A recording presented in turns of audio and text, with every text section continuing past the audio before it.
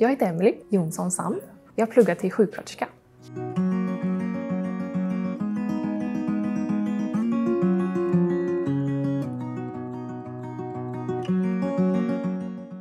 Ja, jag har ju dyslexi. Och dyslexi för mig betyder att jag läser ganska långsamt. Och bokstäverna kan ibland hoppa omkring i texten. Och när jag ska skriva så blir det ofta ganska många stavfel.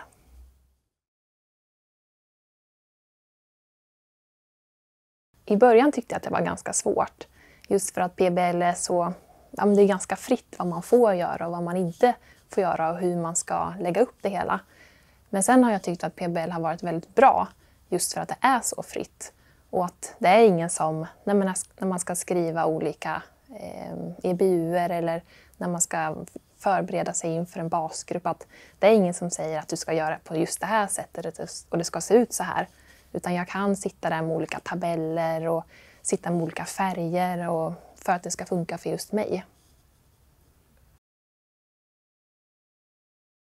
Ja, det viktigaste tycker jag när man ska samarbeta med andra är ju att man vågar berätta vilka svårigheter man har i och med att man just ska samarbeta. Dels för att man då kan hitta att, vad är jag bra på och vad är den andra personen bra på. Så att man lyfter varandra i och med att man har olika styrkor och svagheter. Så det tycker jag är det viktigaste när man väl ska samarbeta med andra. I och med att jag har ganska svårt med stavningen så blir det ju ofta mycket stavfel. Och vid basgruppen så använder vi ofta en whiteboardtavla, att man går fram och skriver eller ritar. Och där har jag känt mig jättenervös många gånger att tänk om jag stavar fel eller tänk om det blir fel. Men i och med att jag har varit öppen med och sagt att jag har dyslexi och det blir fel ibland, så behöver jag inte känna att jag inte kan ställa mig där framme, och när jag väl står där framme så gör det inget om det blir lite fel.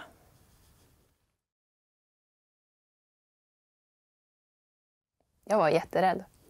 Från början var jag inte ens säker på att jag skulle klara av det. Men jag förstod ganska snabbt att det fanns stöd att få och det fanns hjälpmedel att få. Och jag kände ganska snabbt att är jag öppen med att jag har dyslexi och att jag har svårigheter och att jag dels för andra men framförallt för mig själv att det kommer ta längre tid, det kommer vara jobbigt, det kommer vara tufft. Men det kommer gå. Och nu sitter jag här och är snart klar och har bevisat att det går.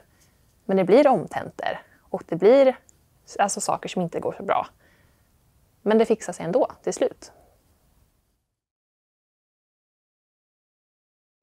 Ja, varje gång när man går till en VFU-plats så skriver man ofta ett personligt brev bara för att handledaren ska få en liten bild av vilken student det är som kommer. Och då har jag många gånger skrivit att jag har dyslexi bara för att göra handledaren medveten om vad det innebär.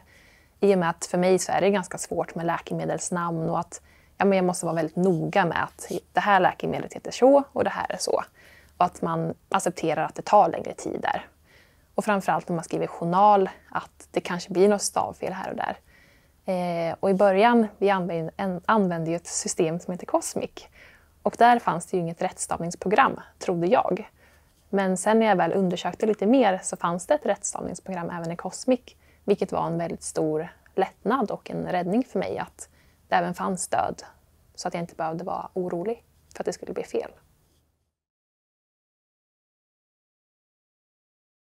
Först och främst så skulle jag nog säga att ta den hjälpen som finns. Att man vågar använda hjälpen. Så att man inte känner att jag ska sitta i en annan tentasal bara för att jag har dyslexi. Eller bara för att jag ska få längre tid. Så att man inte känner att vad tycker andra studenter om det. Och sen är det just det här med att berätta inför en basgrupp. För att det blir så himla mycket skönare och lättare för en själv att de vet att jag har dyslexi. Och skriver vi en uppsats tillsammans så kan det bli lite fel då och det är helt okej. Och då kan någon annan rätta de felen om det skulle uppstå något sånt. Jag tror det viktigaste är att tänka vad har jag för fördomar och vad tror jag att den här diagnosen handlar om. I och med att dyslexi är så himla brett och att många har jättemycket problem med att läsa medan andra kan läsa jättebra.